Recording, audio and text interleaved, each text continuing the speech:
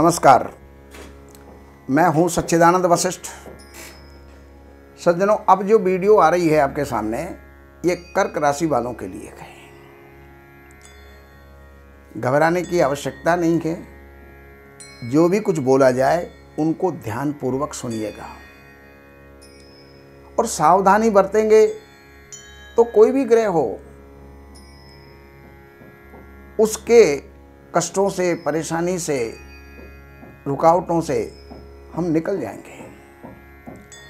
तो कर्क राशि वालों के लिए अब जो है 17 जनवरी 2023 से ढैया प्रारंभ होने वाली है।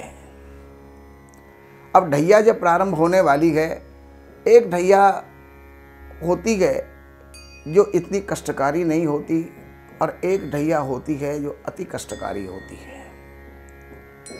तो शनि की ढैया और साढ़े साथी से दुनिया जो है घबराती है, लेकिन कर्क राशि वालों के अष्टम स्थान में बैठ कर के शनि ये हमारे लिए क्या क्या दुष्परिणाम दे सकते हैं, ये मत कहिएगा जैसे आप लोग कमेंट कर देते हैं कि ये तो जब भी बोलते हैं जब टेढ़ा ही बोलते हैं, लेकिन उसमें भी आपकी भलाई है, क्योंकि वास्तविकता की जानकारी अगर किसी को मिल जाए तो वो उससे बच सकता है। तो अष्टम में बैठे हुए आपके शनि स्वास्थ्य को भी प्रभावित कर सकते हैं और स्वास्थ्य के साथ साथ यहां पर बैठकर के शनि यश अपयश के ऊपर भी बाधक होते हैं। यश की जगह अपयश देने का प्रयास करते हैं। तो आप ऐसा कोई काम करो ही मत जिससे कि आपको अपयश मिले। उन सारे कामों से आप बच सकते हैं, बस थोड़ा सा बुद्धि का प्रयोग करना है। यहां से बैठकर के शनि की तृतीय दृष्टि आपके कर्म स्थान के ऊपर जाती है। कर्म स्थान जो है आपका दशम स्थान है और दशम स्थान के अंदर मेष राशि है। मेष राशि के ऊपर शनि की नीच दृष्टि होती है। इस समय पर कोई भी सरकारी काम है, राजनीति का काम है, पदोन्नति का काम है, प्रमोशन का काम है, तो उसके अंदर बाधाएं आएंगी और जो चल रही हैं उन कामों के अंदर व्यवधान आएंगे। व्यवधान किस प्रकार का होगा ये तो वक्त ही बता सकता है। इसके अलावा यही शनि, इसकी दृष्टि आपके द्वितीय स्थान के ऊपर है और द्वितीय स्थान जो होता है वो धन का होता है, वाणी का होता है, कुटुंब का होता है, बंधुओं का होता है, नेत्र मुख का होता है। तो जो जिन सुखों का या अंगों का प्रतिनिधित्व द्वितीय स्थान करता है, वहां पर शनि की दृष्टि है। वाणी विकृत हो सकती है और विकृत वाणी मालूम है क्या करती है? बिगड़ी हुई आवाज, बिगड़ी हुई बोली कहीं झगड़ा ही पैदा करती है। तो अपनी वाणी को बिगड़ने मत दीजिएगा, बहुत संतुलित वाणी बोलिए जिससे कि इस प्रकार की परिस्थितियां आपके सामने ना आए और जो संचित धन है वो निकलने के रास्ते बनेंगे। मन में आएगी मैं इसमें लगा दूं, मैं उसमें लगा दूं, मैं उसमें लगा दूं, लेकिन नहीं, सावधान हो जाइए। इस समय पर कहीं इन्वेस्ट करने का समय नहीं है। इसलिए और परिवार के अंदर किसी न किसी भी प्रकार का विग्रह हो सकता है। भाई बंधुओं के अंदर, परिवार के अंदर जो है किसी न किसी प्रकार का वैमनस्य, झगड़ा, तो ये शनि की ये देन होगी।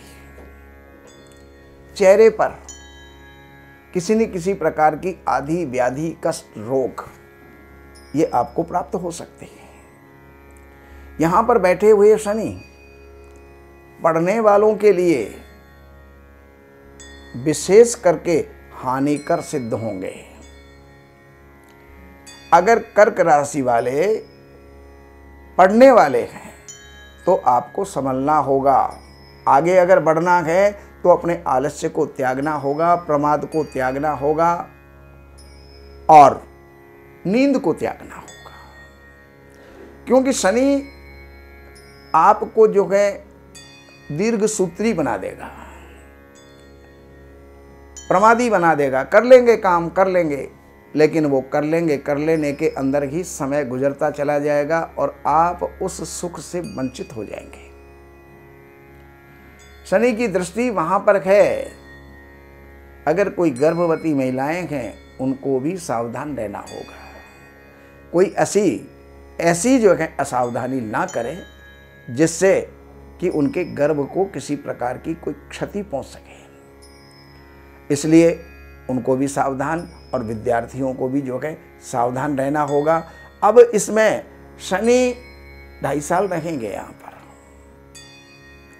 आयु स्थान के अंदर हैं और 8वां स्थान शनि का जो है कारक स्थान होता है, तो उस जगह आयु की तो वृद्धि करेंगे, लेकिन और बाकी कष्ट परेशानियां ये आपको अवश्य देंगे। अब शनि के दुष्प्रभाव से बचने का भी तरीका है। सबसे बड़ी बात यह है कि शनिवार के दिन आपको हनुमान जी की उपासना करनी चाहिए। सुंदरकांड, हनुमान चालीसा का जो है आपको पाठ करना चाहिए और शनि मंत्र का जाप करना चाहिए। ओम प्राम प्रीम प्रोम से शनये नमः, ओम शम शनिश्चराय नमः, ओम शम शनये नमः।